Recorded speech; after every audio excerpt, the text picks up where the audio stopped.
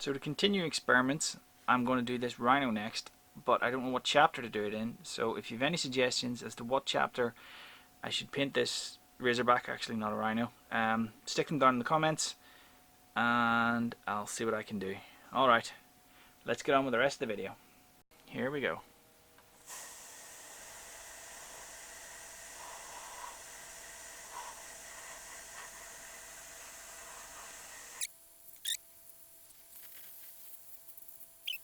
So I'll just adjust the light.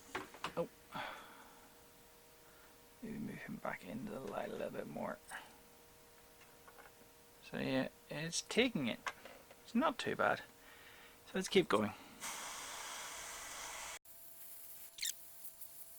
Yeah, I do like this color.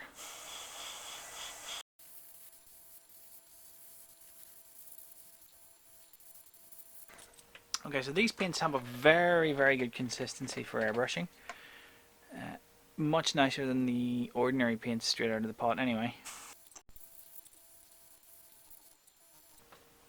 Alright, so that was the first few drops of paint. So let's bring this in, bring the light down and around, a better view. I broke my other light. I did have another light, but I broke it.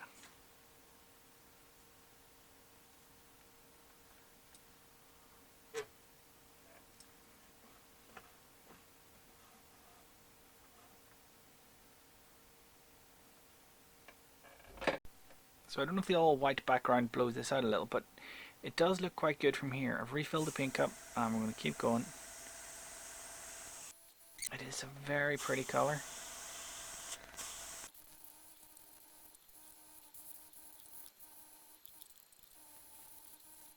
I'm going to try to go a bit heavier from underneath. I'll have to pick it up to do this, so I'll come back to you in a minute, but I'm going to try a heavy coat more at that sort of angle.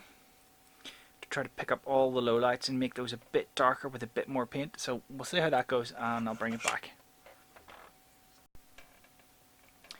So this has very good coverage as a airbrush paint. Very pleased with that. Maybe a slightly glossy tone to it, but certainly one I can live with. So the first experiment with airbrushing these new contrast paints I think is a success. This is the model.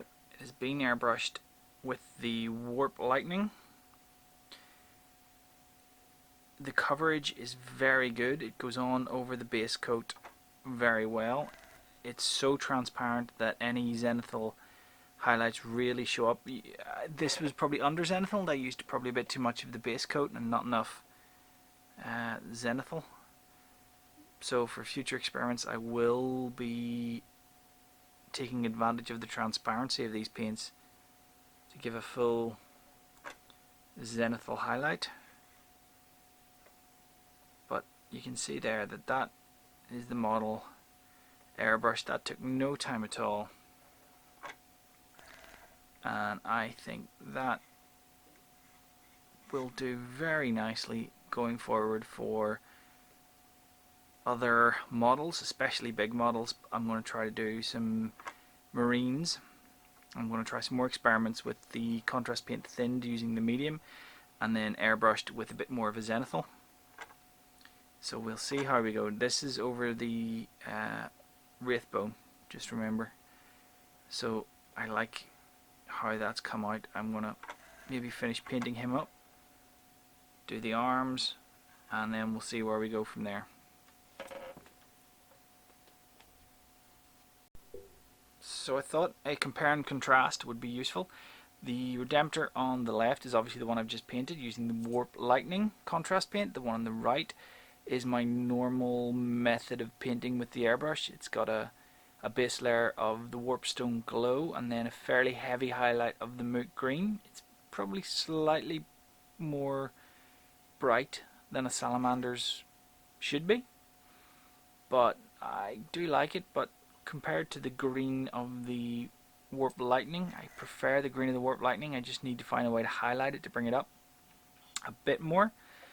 But yeah, so if you prefer one or the other, stick it down in the comments. Let me know which one you prefer, or if you have any ideas on how to highlight the contrast paints, stick them down in the comments as well and let me know that, and we can try many things. Experimenting is fun. Okay, until next time, happy wargaming.